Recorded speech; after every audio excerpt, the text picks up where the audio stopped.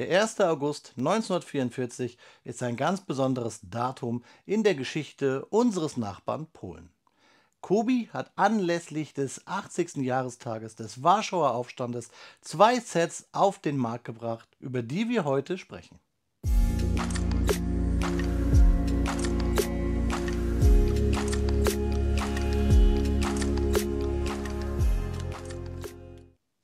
Dzień dobry und willkommen in der Noppenklötzchenscheune. Mein Name ist Blockstar und liebe Freunde, heute sprechen wir natürlich über Kobi, den polnischen Klemmbausteinhersteller, der historische Themen bedient und auch in der jüngsten und auch weiten Vergangenheit hier Themen anspricht. Und mit jüngsten meine ich, heute ist beim Veröffentlichung dieses Videos der 1.8.2024 ein Jahrestag, nämlich der 80. des Warschauer Aufstandes 1944. Und dieses Thema bedient Kobi, bzw. ehrt Kobi hier mit 2 Sets, nämlich einmal den Figurenpack 2057 mit 3 Freiheitskämpfern der polnischen Heimatarmee. Das Set heißt auch Warschauer Aufstand 1944. Und dann hat Kobi ein neues Set oder ein altes Set wieder aufgelegt, nämlich den Kubusch, den improvisierten Panzerkampfwagen auf Basis eines amerikanischen LKWs. Kubusch, das Set 3114. Kobi hat ja schon immer historische Themen bedient, gerade aus der polnischen Vergangenheit. Nicht nur Themen hier rund um den Zweiten Weltkrieg, auch zum Beispiel, lange ist es her, Themen wie Grunwald, auf Deutsch die Schlacht bei Tannenberg, die Schlacht des Deutschritterordens gegen den polnischen-litauischen Orden bzw. die polnisch-litauische Union, das Commonwealth, so heißt es richtig. Also Freunde, warum dann nicht hier eintauchen in die polnische Geschichte mit unserem Kubusch und diesem Figurenpack zum Warschauer Aufstand 1944. Es lohnt sich heute total dran zu bleiben mit den Fakten, aber zuerst schauen wir in diese Kartons und gucken uns an, was für Steine drin stecken, um diese Sets und Figuren zu erstellen.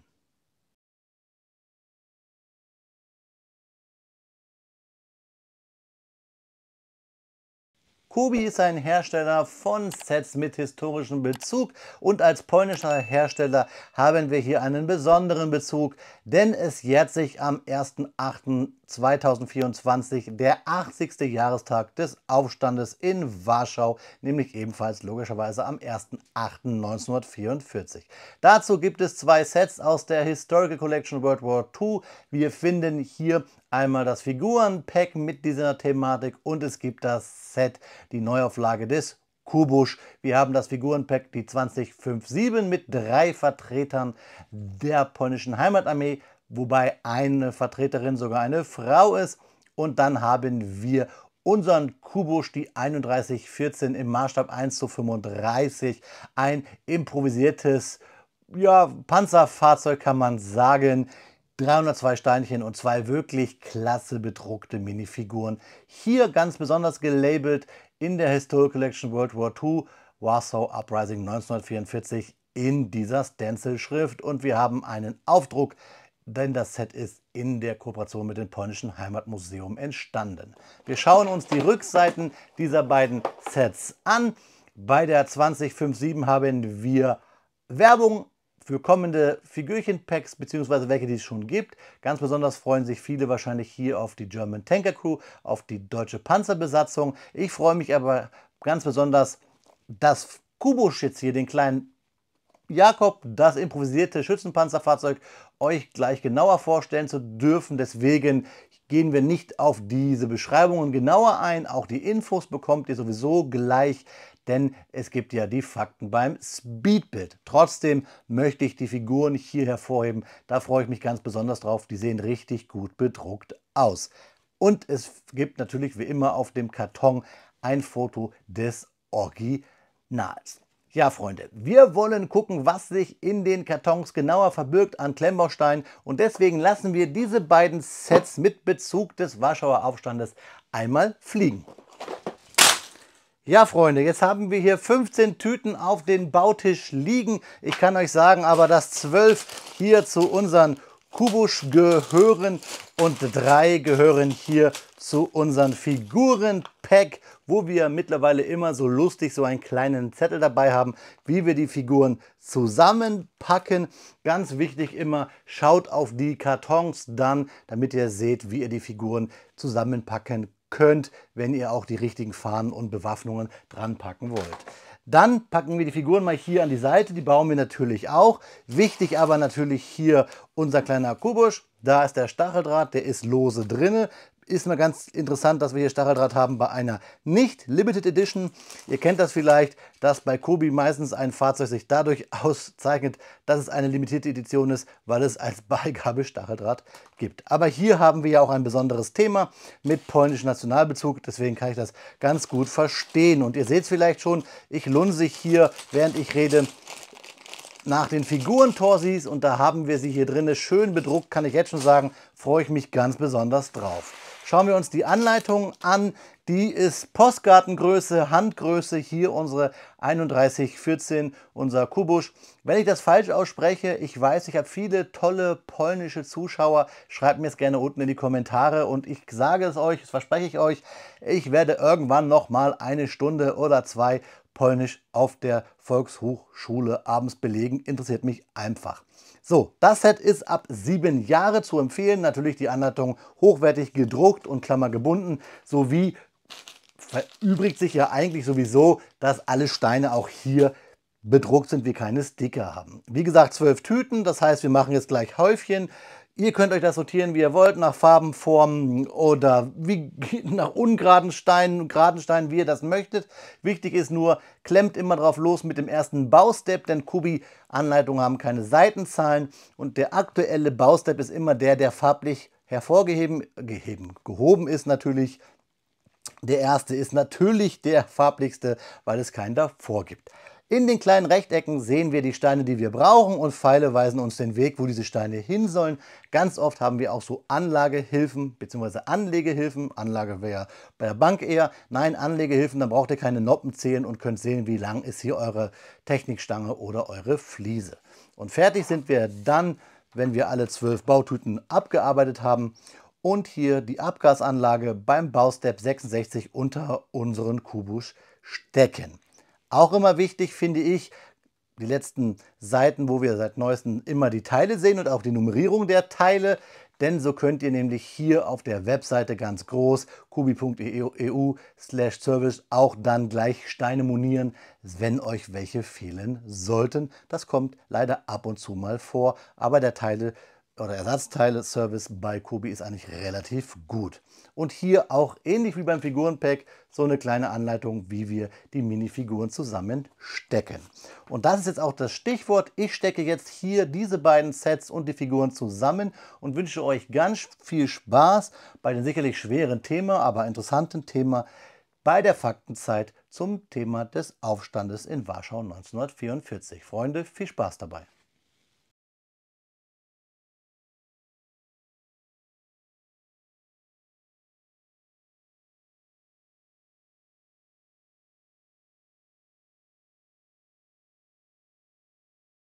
Speedbildzeit ist Faktenzeit, und da wir hier zwei Sets mit dem interessanten polnischen Themengebiet des Warschauer Aufstands haben, werden wir natürlich heute über genau dieses Thema sprechen.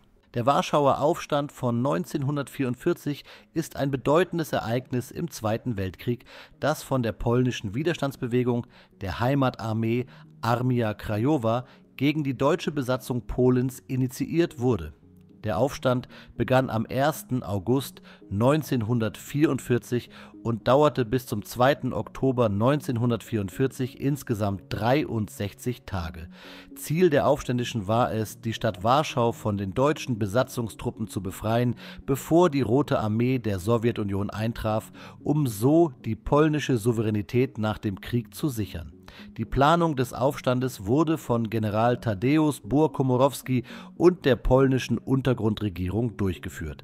Am 1. August 1944 um 17 Uhr, dem sogenannten V-Hour, begann der Aufstand mit etwa 23.000 schlecht ausgerüsteten Kämpfern der Heimatarmee gegen die gut bewaffneten und erfahrenen deutschen Truppen. Zu Beginn des Aufstands gelang es den polnischen Kämpfern, Teile der Stadt zu kontrollieren, darunter das Stadtzentrum, die Altstadt und einige Industriegebiete. Trotz des anfänglichen Erfolgs standen die Aufständischen vor erheblichen Herausforderungen. Die deutsche Wehrmacht und die SS unter dem Kommando von Generaloberst Erich von dem Bach-Zelewski reagierten brutal. Etwa 20.000 deutsche Soldaten wurden nach Warschau entsandt, unterstützt von Panzern, Artillerie und Luftwaffe. Die Deutschen setzten systematisch schwere Waffen ein, darunter den Mörser Karlgerät und die ferngesteuerten Sprengpanzer Goliath, um die polnischen Positionen zu zerstören. Die Verluste auf beiden Seiten waren enorm. Schätzungen zufolge verloren die polnischen Kämpfer etwa 16.000 Männer und Frauen, während rund 6.000 verletzt und etwa 15.000 gefangen genommen wurden. Die Verluste unter der Zivilbevölkerung waren noch verheerender. Zwischen 150.000 und 200.000 polnische Zivilisten wurden während des Aufstands getötet, viele durch Massaker und systematische Zerstörung ganzer Stadtviertel durch die Deutschen. Ein weiteres tragisches Element des Warschauer Aufstands war die Untätigkeit der Roten Armee, die zu diesem Zeitpunkt am Ostufer der Weichsel stationiert war. Trotz wiederholter Bitten um Unterstützung griff die sowjetische Führung unter Josef Stalin nicht ein. Dies führte zu Spekulationen, dass Stalin den Aufstand bewusst scheitern ließ, um die polnische Widerstandsbewegung zu schwächen und die Kontrolle über Polen nach dem Krieg zu erleichtern. Am 2. Oktober 1944 wurde der Aufstand offiziell beendet, als General Bohr-Komorowski kapitulierte. Die deutschen Truppen begannen systematisch mit der Zerstörung Warschaus. Schätzungen zufolge wurden etwa 85% der Stadt während und nach dem Aufstand zerstört, was einen unermesslichen kulturellen und materiellen Verlust für Polen bedeutete. Nach dem Krieg wurde die Führung der Heimatarmee von den neuen kommunistischen Machthabern in Polen verfolgt. Viele der Überlebenden wurden inhaftiert, gefoltert oder hingerichtet. Der Warschauer Aufstand blieb für Jahrzehnte ein heikles Thema in Polen, das erst nach dem Fall des Kommunismus 1989 offen und umfassend diskutiert wurde. Heute ist der Warschauer Aufstand ein Symbol des polnischen Widerstands und des Kampfes für Freiheit und Unabhängigkeit. In Warschau erinnert das Warschauer Aufstandsmuseum an die Ereignisse von 1944 und ehrt die Opfer und Helden dieses tragischen Kapitels der Geschichte. Der 1. August wird jährlich als nationaler Gedenktag begangen, um an den Mut und das Opfer derjenigen zu erinnern, die für die Freiheit Polens gekämpft haben.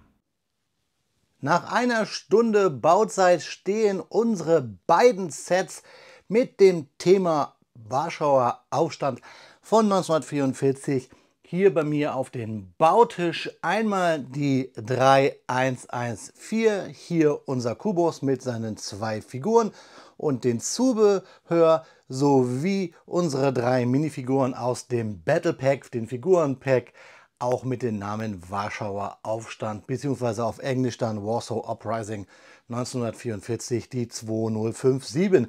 Und bevor wir tief einsteigen, ich habe hier extra mal noch 2 Sets, die hier historisch Bezug hätten zum Warschauer Aufstand, mit auf meinen Bautisch gestellt, nämlich einmal das Karlgerät und natürlich den Pudel, den Panther, die 3035 und die 2530. Denn wir müssen über alte Sets reden, die schon mal das Thema hatten. Und zwar figurentechnisch ersetzt dieses Figurenpack ja das Figurenpack 2035, das, wen wundert es auch, Warschau Uprising hieß. Damals 26 Teile und 3 Minifiguren aus 2020.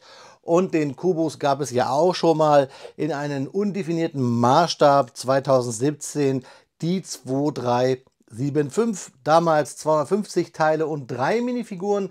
Es gab damals noch einen deutschen Soldaten dabei. Ja, bevor wir jetzt hier groß einsteigen, kurz zur Anleitung beim Kubus.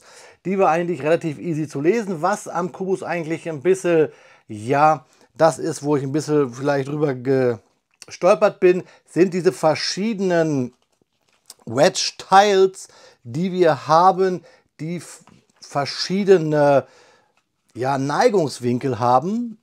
Da haben wir hier mehrere in dem Set. Ich suche gleich mal hier, da ist es. Da muss man höllisch aufpassen, dass man auch genau die richtigen nimmt. Kubi erklärt es zwar, aber ich habe sie mir alle, das seht ihr auch im Speedbild, alle mal irgendwann nebeneinander gelegt, um diese Steine hier dann einfach auch von der Größe besser auseinanderzuhalten. Sonst hat dieser Bau absolut Spaß gemacht. Warum, komme ich gleich dazu, ganz easy sonst zu bauen.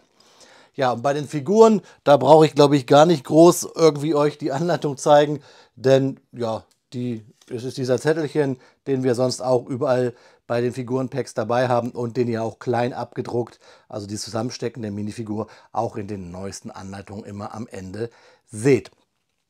Wir haben lustigerweise überall Bolzen über. Wir haben bei den Figurenpack hier einen kleinen Bolzen über, da, den wir nämlich oben in den Kopf stecken zum Festhalten der Mütze, denn die Dame ist ja so brünett. Hier haben wir einen Bolzen und bei unseren Kubus haben wir auch zwei Bolzen über in diesen Dark Bluish Gray. Ja, geschenkt. Kubi, da wart ihr auch schon mal großzügiger. Gehen hier in meine kleine Bolzensammlung. Ich habe hier immer, wenn ich Kubi baue, das kann ich euch mal zeigen, so einen kleinen Bottig hier mit Ersatzteilen, die so übrig geblieben sind, damit einfach mal, wenn ein Teil fehlt, man schnell reagieren kann. Und gerade bei diesen Bolzen und Bügelperlen, die fallen auch mal schnell runter oder bleiben in der Tüte hängen. Deswegen habe ich immer so ein Ersatzteil, ja, Schälchen hier neben mir beim Bauen stehen. Habt ihr zwar noch nicht gesehen, aber ist auch nie mit so im Bild. Ja, die Figuren, da kommen wir gleich zu. Ganz normale, in Anführungszeichen, aufständische. Ich möchte mit euch erstmal hier über das Fahrzeug reden, bevor ich euch es zeige. Wir haben nämlich als Basis für unseren kleinen Jakob, für unseren Kubus, einen Chevrolet 157, der damals in Polen bei einer polnischen Firma als Lizenzfahrzeug hergestellt wurde und die polnische Heimatarmee hat dieses Fahrzeug halt umgebaut. Dieser ganze Bau dieses Fahrzeugs dauerte vom 8.8.44 bis zum 22.8.44 und er nahm dann an einigen Aktionen teil, zum Beispiel den Angriff auf die Uni Warschau, die als Garnison der Wehrmacht diente, und das ganze Fahrzeug wurde dann in den Kampfhandlungen so beschädigt, dass es am 6.9.44 schon aufgegeben wurde. Wenn ich das richtig gesehen habe, gibt es im Museum der polnischen Armee, und das bedeutet dieses Zeichen, das habe ich vorhin einmal falsch erwähnt, einmal das Original und es gibt auch einen Nachbau, der bei verschiedenen Reactment-Treffen ja benutzt wird. Ist ja logisch, somit spart man natürlich den historischen Kern, das historische Fahrzeug, die historische Substanz. Ja, das Fahrzeug ist von der polnischen Heimatarmee, der Armeowa Krajowa, und ich kann kein Polnisch, ich tue mich da ein bisschen schwer. Die haben wir aber jetzt schon bei vielen polnischen Kubi-Sets gesehen. Ja auch, wie gesagt, hier dieses Set hier angelehnt. Wir haben es auch beim Jagdpanther 38T, da haben wir auch das Symbol mit auf einer Ruine.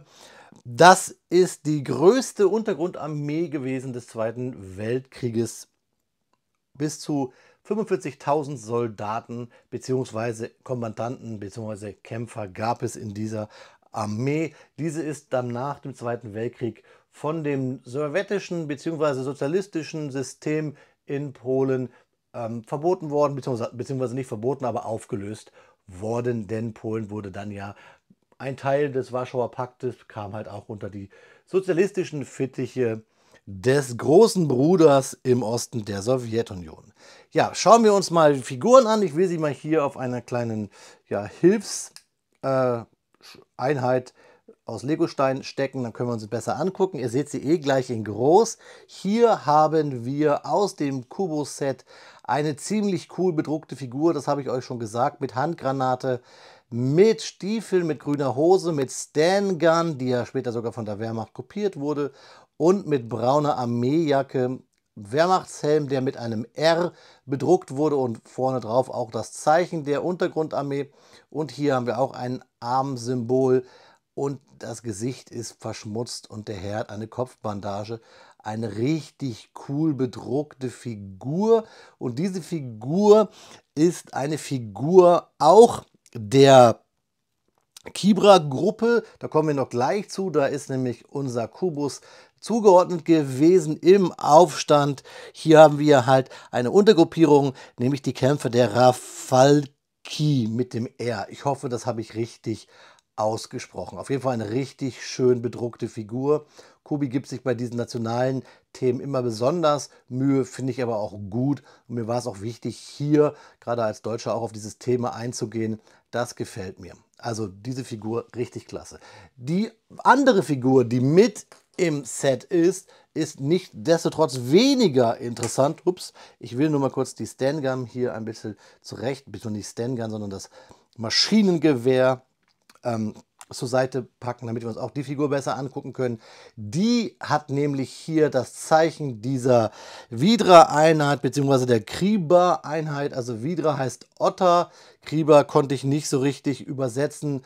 Dieses Fahrzeug hat nämlich hier, beziehungsweise die Figur hat auch hier diesen roten Otter auf der Seite, hat unser Kubus auch noch, zeige ich euch gleich. Wir haben hier so ein Overall und auch hier haben wir diese Binde, die Armbinde in den Farben Polens, Nationalfarben, und wir haben hier ein verschmutztes Gesicht und auch ein Schiffchen, das bedruckt ist mit der Zeichen oder dem Zeichen der polnischen Heimatarmee und auch der polnischen Nationalfahne, und unser amerikanisches Maschinengewehr haben wir hier, das Bren, mit Magazin von oben, ziemlich typisch. Also auch eine sehr toll bedruckte Figur. Und warum ich jetzt gesagt habe, Otter und Kubus und so weiter und so fort, liegt natürlich hier in unserem Hauptdarsteller, den hole ich auch mal ins Bild, im Maßstab 1:35, der den Otter, nämlich halt das Zeichen dieser Einheit, auch hier vorne drauf gedruckt hat, und man kann es ein bisschen, ja, man kriegt es nicht, Kibra steht da auch drauf,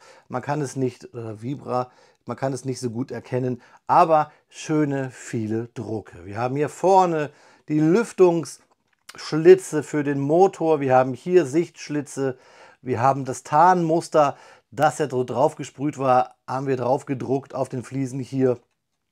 Hinten auch überall sehen wir draufgedruckte Luken oder das Tarnmuster. Das gefällt mir richtig gut. Und wir haben natürlich den Namen Kubus oder Kubusch hier auch auf diesen Teils hier oben drauf gedrückt. Eigentlich ein ganz simpler Bau.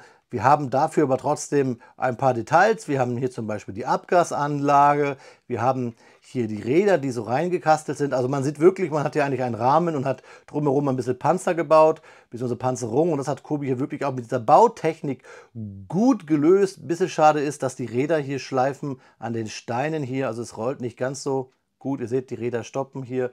Hier ist etwas besser. Das ist ein bisschen schade. Aber schön ist diese Bautechnik mit diesen Bricks, möchte ich mal sagen, mit diesen Winkelsteinen, was ich euch gerade erwähnt habe, wo man ein bisschen aufpassen muss, wie man sie setzt. Aber eine sehr, sehr schöne Bautechnik, um dieses keilförmige hinzubekommen. Ich wette, dass Kobi irgendwann auch nochmal einen Panzerzug auf den Markt bringt, weil da kann man diese Steine auch richtig gut zu benutzen. Ich meine, zum ersten Mal so richtig hatten wir sie bei den Düsenjägern aus der Armed Forces Serie, wie zum Beispiel der F-35 und so, da haben wir ganz viele dieser Steine. Ja, oben haben wir dieses 7,62 Maschinengewehr aus sowjetischer Produktion mit dem Magazin von oben, und wir haben hier eine Klappe oder zwei Klappen, die kriegen wir allerdings nur zu, wenn wir hier das MG abbauen und die Klappen hier die zumachen. Und da müssen wir aufpassen, denn es verkeilt sich ein bisschen, weil sie halt so schräg eingebaut sind, beziehungsweise hier. Wir haben generell eine Kulissenbauweise, möchte ich sagen. Wir haben nämlich einfach diese Verkleidung dran geklappt. Wenn man hier unten dran passt, muss man aufpassen. Seht ihr, hier das Rohr geht mir ab. Da wird es drauf gemacht auf die Noppe. Und hier wird es einfach nur so drauf gemacht. Und es hält dann halt hier unten eine Noppentechnik. Da muss man wirklich aufpassen, wenn man so drunter packt und es zeigen möchte, so wie ich. Da kann das abfallen. Ja, ich war stehen geblieben. Ich wollte euch zeigen, dass wir hier mit Brackets diese Schrägen dran bekommen haben. Und ich habe euch ja gezeigt beim Karton, bei der Draufsicht, dass da so ein Fensterchen gibt und ich weiß nicht wofür. Hier, man kann nämlich mit den Fingern rein und eine dieser Seiten abnehmen und dann könnte man sogar eine Figur drin platzieren. Das finde ich eigentlich ganz gut. Das ist nämlich diese hier. Man drückt einfach mit dem Finger rein, zack, und dann kann man hier das abnehmen und kann da seine Figur rein drapieren. Hier seht ihr die Brackets und das ist diese Bauweise. Also wir machen hier wirklich wie früher im Wilden Westen bei einem Saloon, vorne die Fassade und dahinter ist dann das Zelt. Hier machen wir es ähnlich. Wir haben die Brackets und bauen dann diese Verkleidung dran. Also ein wirklich cool gelungenes Fahrzeug. Und was ich besonders auch ulkig finde, ist hier unser Kühlergrill, der ja bedruckt ist. Da haben wir eine lustige Bautechnik, nämlich indem wir hier auf die Balljoints gehen mit unseren Steinen und somit eher etwas schräg diesen Kühlergrill hinbekommen. Also ein wirklich lustiges, ja, in Anführungszeichen, lustiges Fahrzeug von den Bautechniken her. Der Einsatzgrund dieses Fahrzeugs war natürlich alles andere als lustig, habt ihr ja gerade in den Fakten gehört. Dann haben wir Stacheldraht, den glaube ich brauche ich euch nicht weiter zeigen, den ja, es sonst oft bei Limited Editions dabei gibt. Und wir haben hier eine Tellermine. Also für alle, die Accessoires mögen, die kommen hier auf ihre Kosten. Da haben wir eine Tellermine, die auch schon beispielsweise bei manchen Fahrzeugen als Luftfilterdeckel benutzt wurde. Ich glaube zum Beispiel bei den großen Opels, weil da passt das auch. Und wir haben hier ganz normal eine kleine grüne Flasche. So viel eigentlich zu unseren kleinen Kubus. Kommen wir nun zu unseren 3 Figuren hier. Die will ich euch auf jeden Fall noch mal zeigen. Auch hier baue ich mir unten drunter einen kleinen Stein, dann kann ich es euch besser zeigen. Auch hier haben wir Aufständische aus dem Figurenpack und auch diese sind super schön bedruckt. Hier mit einer grauen Uniformbluse, mit einer Koppel und einem Gürtel über die Brust. Das weiße Hemd guckt durch. Also es ist wirklich sehr improvisiert. Handgranate und Karabiner, den man wahrscheinlich den deutschen Besatzern abgenommen hat und auch überall auf Schiffchen und auf Ärmel hier die polnische Nationalfahne. Also richtig schöne Figur und was mich besonders freut jetzt hier, diese 2x2 Jumper Plate, mit der wir dann die Figuren auch besser hinstellen und aufnoppen können. Besonders feiere ich diese Dame hier oben auch mit so einem Barett in Schwarz, wieder mit dem Symbol der polnischen Heimatarmee bzw. der polnischen Armee. Und wir haben natürlich die große polnische Fahne und auch hier auf den Ärmel hat sie die Landesfarben in weiß-rot. Dann relativ schlicht graues Oberteil, grauer Rock und graue Schüchchen. Sie wirkt etwas gelblich hier und was ich vorhin meinte ist mit diesen Bolzen, der steckt nämlich in ihrem Kopf da oben, damit wir eine Noppe generieren und dann die Mütze draufdrücken können. Eine Bautechnik, die wir bei Kobi schon bei so mancher Dame hatten, zum Beispiel ja auch bei unserem IS-Panzer, die Dame, die den Verkehr geregelt hat und so weiter. Oder auch bei dem Pack der französischen Resistance bzw. der Landung, da haben wir auch eine Dame, die auch ein Barett trägt und die hat auch so einen Bolzen im Kopf. Und dann haben wir hier noch unseren letzten polnischen Freiheitskämpfer, hier mit polnischen bzw. russischen Helm. Ich kenne mich da nicht so genau aus, ich meine, es ist trotzdem ein polnischer, kann es sein. Er hat hier eine Schramme im Gesicht und hat auch quasi, so schaut es aus, Zivilkleidung umfunktioniert zu einer ja, Armeebekleidung. Also es wirkt wirklich sehr improvisiert mit deutschen Magazin, Taschen an der Seite, an seinem Gürtel und dann natürlich mit MP40 und auch hier die polnischen Nationalfahnen am Ärmel, aber dafür auch hinten noch bedruckt, der Gürtel, das geht noch rum. Also dieses Figurenpack für das Thema Aufstand Warschau auch sehr, sehr gelungen. Wie gesagt, generell finde ich diese Sets sehr gelungen und auch mit diesem Teil der Geschichte sollte und kann man sich auseinandersetzen. Für mich als polnischer Klemmbaustein-Fan, als Kobi-Fan gehört das auf jeden Fall in meine Sammlung rein und deswegen wollte ich euch diese Sets hier vorstellen. Ihr bekommt jetzt nochmal Detail-Bewegtbilder dieser beiden Sets und dann schauen wir uns zum Abschluss in die Augen, liebe Freunde. Ja, Freunde, wie versprochen an dieser Stelle noch einmal 360 Grad Bewegtbilder dieser beiden Sets aus dem Hause Kobi, damit ihr euch selber nochmal eine eigene Meinung bilden könnt, unabhängig von dem, was ich gerade gesagt habe. Ich sage ja immer viel, aber auch ich bin heute mal nicht wieder müde, etwas zu wiederholen, denn ich würde mich freuen, wenn ihr dieses Video Leuten teilt, zeigt und vielleicht auch abonniert, wenn ihr es noch nicht habt, denn ca. 70% meiner Zuschauer haben diesen Kanal gar nicht abonniert und ich würde mich ja freuen, wenn wir eine noch engere Familie werden und uns öfter sehen. Deswegen immer diese Aufrufe zum Abonnieren und vor allen Dingen auch zum Glocke drücken, damit ihr kein Video mehr verpasst. Und wenn ihr gerade da unten beschäftigt seid, dann schaut euch doch gerne in der Videobeschreibung noch einmal um, denn da findet ihr alle Fakten zum Sets. Ihr findet einen Link zu meinem Affiliate-Partner. Dort könnt ihr sogar mit den 15% Rabattcode BLOGSTAR sparen, wenn ihr euch für neue oder gebrauchte Kobi-Sets entscheidet. Und ich werde euch natürlich noch ein paar Links reinpacken, um mehr Fakten hier euch mitzuteilen zum Thema Warschauer Aufstand 1944.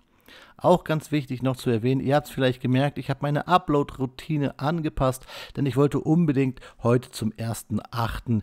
dieses Video veröffentlichen. Wenn ihr es später hört, ihr wisst nun warum, ich wollte genau am 1.8. 2024, 80 Jahre nach dem Warschauer Aufstand, dieses Video mit dem Thema veröffentlichen, denn ich finde, das gehört sich so, das passt ganz gut. Ja, Freunde, da ist das Video schneller zu Ende, als dass solche Sets einen nochmal bewusst werden lassen, wie wichtig das Thema Freiheit in seinen Grundfesten doch für uns alle ist. Ich habe an diesen Sets überhaupt nichts auszusetzen. Richtig tolle Figuren, klasse, magnifik, awesome, mega. Ich habe hier eigentlich kein Superlativ mehr, die gefallen mir richtig gut und auch dieses kleine Fahrzeug hier im historischen Kontext, und das müsst ihr bei meinen Videos ja immer sehen, plus diese interessanten Bautechniken sind hier für mich als Kubi-Sammler und als kleiner Hobbyhistoriker absolut Zucker. Zucker, das seid auch ihr. Ich habe viele polnische Zuschauer, viele Deutsche aus der ganzen Welt. Ich habe sogar viele Leute aus Indonesien, was mich echt wundert. Ich möchte von ganzem Herzen Danke sagen. Und einer Person, die aus Polen kommt, die möchte ich hier mal stellvertretend für euch alle irgendwie nicht loben, aber mal erwähnen, denn sie hat mir ein Paket zukommen lassen. Und das hole ich mal hier. Auf dem Paket steht drauf: Überraschung, und es hört sich etwas nach Klemmbaustein an. Ich weiß, dass diese Person nämlich aus Polen kommt und ich habe schon mal reingelunzt und deswegen kann ich euch hier was zeigen. Ich lese es kurz vor. Hallo Blockstar, eine kleine Spende für deinen Kanal. Grüße, Flurp X-Ray. Ihr müsst mal gucken unter den Kommentaren oder in den Kommentaren, wo ich euch auch bitte, gerne etwas zu diesen Sets zu schreiben, zu euren Gedanken zu Kubi und natürlich hier zur polnischen, wie soll ich sagen, Geschichte. Da würde ich mich bitten, wenn ihr euch da mal einfach austauscht, oder findet ihr auch den Flurp X-Ray. Und der liebe Flurp hat mir nämlich hier einen polnischen Wodka zukommen lassen. Man sagt ja eigentlich, dass der polnische Wodka der bessere ist, der beste. Zubrowka Biała, das heißt wahrscheinlich Bär oder so. Und passend zur polnischen Geschichte auch ein kleines Kubi-Set, nämlich hier das Unabhängigkeitsset 2980. Das werden wir hier also auch nochmal irgendwann bauen. Vielen, vielen lieben Dank, lieber Flurp. Und euch allen da draußen auch vielen lieben Dank für die Unterstützung hier bei meinem Kanal. Und ich würde mich freuen, wenn ihr dieses Thema, was mal kein deutscher, amerikanischer Panzer oder Star Wars oder Lego ist, wenn ihr dieses polnische Thema, dieses wichtige Thema, dieses friedensschreiende Thema gerne teilt und dieses Video auch etwas steil gehen lasst. Ich würde mich echt drüber freuen. In diesem Sinne, Freunde, habt eine gute Zeit. Normalerweise würde ich sagen, ich wünsche euch eine gute Fahrt, denn so ein, ja, es ist ja ein LKW, aber wir sagen einfach, wir gehen in uns und freuen uns, dass wir in Frieden leben. Auf Wiederbauen, euer Freund, der Blockstar.